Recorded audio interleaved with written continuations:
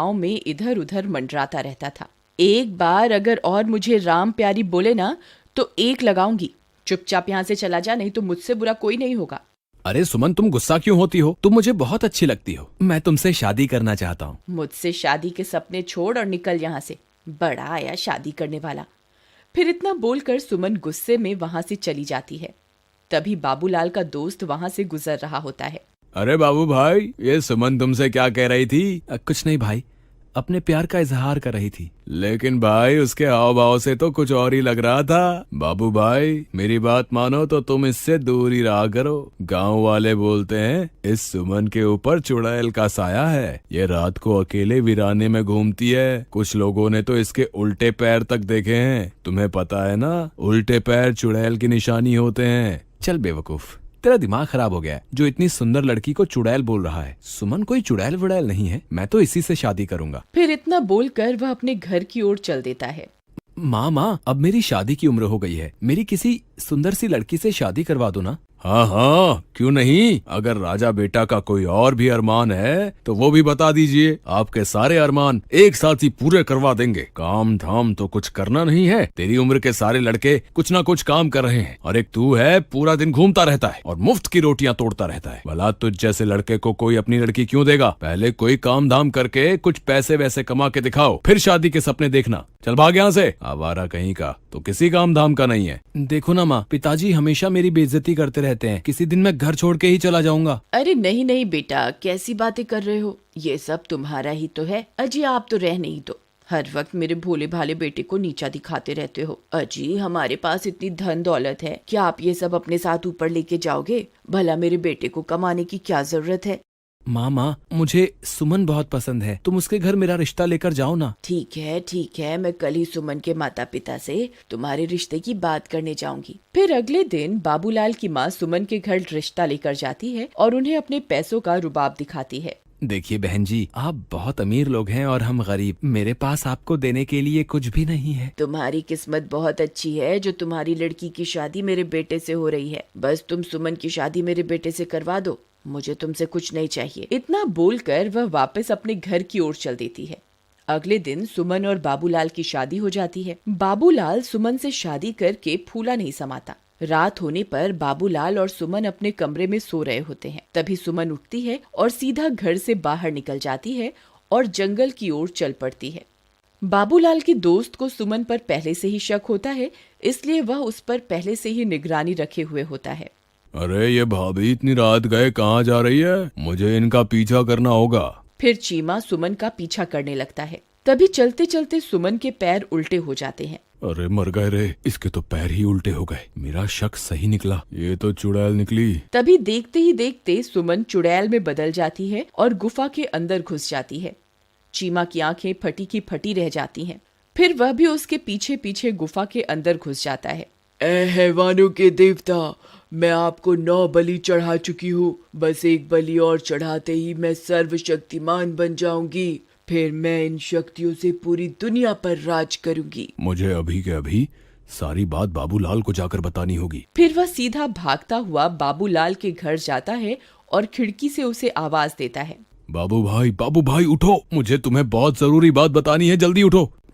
अरे क्या हुआ भाई, इतनी रात तुम यहाँ क्या कर रहे हो? भाई मैंने तुम्हें पहले ही कहा था कि तुम्हारी बीवी चुड़ैल है, लेकिन तुमने मेरी बात का विश्वास नहीं किया था। भाई मुझे लगता है कि तुम्हारा दिमाग खराब हो गया है, जो ये बहकी बहकी बातें कर रहे हो। अच्छा तो ये बताओ कि क्या सुमन घर पे है? इतने में सुमन वहाँ आ जाती है। क्या हुआ चीमा भैया, इतनी रात गए कैसे आना हुआ? चीमा सुमन को घर पर देखकर हक्का बक्का रह जाता है। अब कुछ नहीं भाभी जी, मैं तो बस यहाँ से गुजर रहा था तो सोचा बाबू से मिलता चलूं। अच्छा अब मैं चलता हूँ। इतना बोलकर चीमा वहाँ से दुम दबा के भाग जाता है। अजी क्या हुआ, ये आपका दोस्त आपसे क्या कह रहा था? कुछ नहीं, बस ऐसी ही बेकार की बातें कर रहा था। चलो अब तुम सो जाओ, रात बहुत हो गई है। फिर सुबह होने पर वह सेठानी गुस्से से लाल हो जाती है क्योंकि सुमन अभी तक सो रही होती है। ए बहुरानी, अभी तक सो रही है क्या? घर का काम कौन करेगा? चल जल्दी उठ, मैंने काम वाली की छुट्टी कर दी है। आज से घर का सारा काम तुझे ही करना है। फिर सेठानी के जोर जोर से चिल्लाने की वजह से सुमन की नींद खुल जाती है और वह गुस्से से लाल हो जाती है।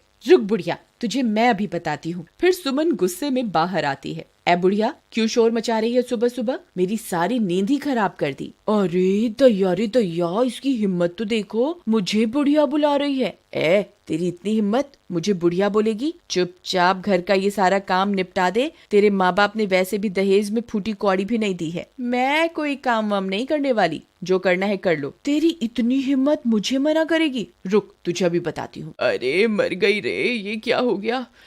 तेरी इतनी हिम्मत, मुझे अभी के अभी छोड़ दे। बाबू बाबू, ओ बाबू, देख तेरी बीवी मेरे साथ क्या सलूक कर रही है। जल्दी आ, मुझे इससे बचा, नहीं तो ये मेरे सारे बाल नोच डालेगी। फिर अपनी माँ की चीख पुकार सुनकर बाबू दौड़ा दौड़ा अपने कमरे से निकलकर वहां पहुंच जाता है। वह यह सब देखकर हैरान रह जाता है।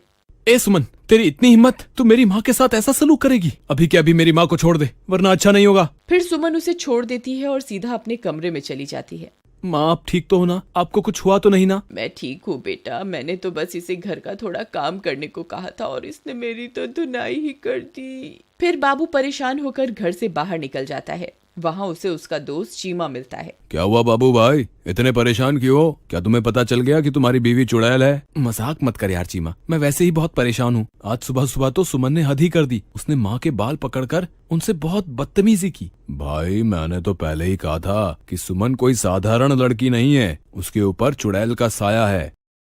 एक बहुत आसान रास्ता है, अगर तुम उस चुड़ैल के सामने आईना रख दोगे तो तुम्हें उसकी असलियत उस आईने में दिख जाएगी। फिर वे दोनों अपने अपने घर की ओर चल देते हैं। रात होने पर बाबू सुमन के लिए एक फूलों का गजरा लेकर घर पहुंच जाता है। अरे भगवान, तुम कहाँ हो? देखो आज मैं तुम्हारे लिए क्या लाया हूँ। सुमन वहां आती है और गजरा देखकर बहुत खुश हो जाती है। फिर वह गजरा अपने बालों में लगाकर शीशे के सामने पहुंच जाती है। तभी उसके पीछे पीछे बाबूलाल भी पहुंच जाता है। सुमन जैसे ही अपने आप को शीशे में देखती है, उसकी असलियत उसमें दिखाई देने लगती है। बाबूलाल की आंखें फटी की फटी रह जाती हैं। वह उस चुड़ैल को देखकर बहुत डर जाता है। हे भगवान, ये मैं किस मुसीबत में फंस गया? ये तो सच में चुड़ैल निकली। अच्छा हुआ तुझे मेरी असलियत के बारे में पता चल गया। मैं आज रात को तेरी ही बलि देने वाली थी। अरे भागो रे, ये तो चुड़ैल निकली। अपनी जान बचा के भागो। चीमा भाई, मुझे बचाओ, मेरी बीवी तो चुड़ैल निकली। तुम सही कहते थे। हाय, मर गए रे। फिर वह सीधा भागता भागता अपने दोस्त चीमा के घर पहुंच जाता है। चीमा भाई, जल्दी से दरवाजा बंद कर दो। तुम सही कहते थे, सुमन तो चुड़ैल है। मैंने उसकी असलियत आईने में देख ली है। अब वो मुझे नहीं छोड़ेगी। अजी, मुझे लगता है आपका ये दोस्त अपने साथ साथ हमें भी मरवा के छोड़ेगा। तुम अभी के अभी से घर से बाहर निकालो, नहीं तो इसकी पत्नी इसका पीछा करते करते यहाँ पहुँच जाएगी। तभी जोर जोर से दरवाजा खटखटाने की आवाजें आने लगती हैं। वे सब लोग डर जाते हैं। अरे दैया रे दैया, लगता है इसकी पत्नी इसका पीछा करते करते यहाँ पहुँच गई। चीमा भाई, गलती से भी दरवाजा मत खोलना, नहीं तो वो चुड़ैल हम में से किसी को भी जिंदा नहीं छोड़ेगी। अरे मर गए रे। बाबू भाई, भाभी तो चुड़ैल बनकर हमारे दरवाजे पर खड़ी है, अब क्या करें? मैं तो कहती हूँ इस बाबूलाल को उठाकर घर से बाहर फेंक दो। वह चुड़ैल इसी की तलाश में यहाँ आई है। बहुत शौक चढ़ा था ना इसे सुंदर स्त्री से शादी करने का, अब भुगतने दो इसे। चलो भाई बाबूलाल, अभी के अभी मेरे घर से बाहर निकलो। चलो चलो चलो। नहीं, मैं कहीं नहीं जाने वाला। मैं अकेला नहीं मरूंगा।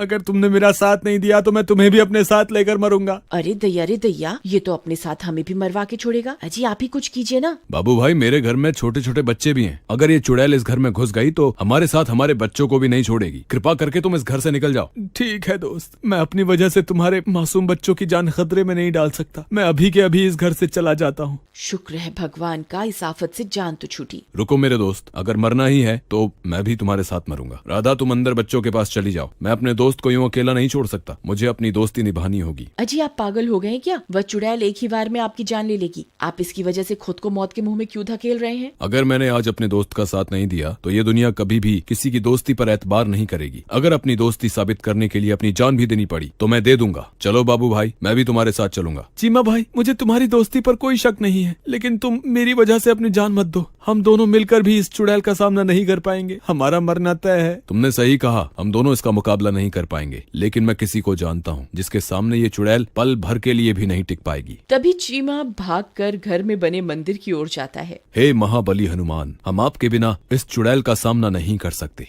आज फिर से एक बार बुराई को हराने के लिए हमें आपकी जरूरत है। कृपा करके हमारे साथ चलिए महाबली। चलो भाई, अब इस चुड़ैल को सबक सिखाने का वक्त आ गया है। अरे वाह वाह, हम 2 नहीं हैं चुड़ैल, हम 3 हैं। बोलो महाबली हनुमान की जय, सियापति रामचंद्र भगवान की जय, पवन सुत हनुमान की जय। अरे अरे, मर गई रे। ये तूने क्या कर दिया? हे भगवान, मुझे क्षमा कर दो।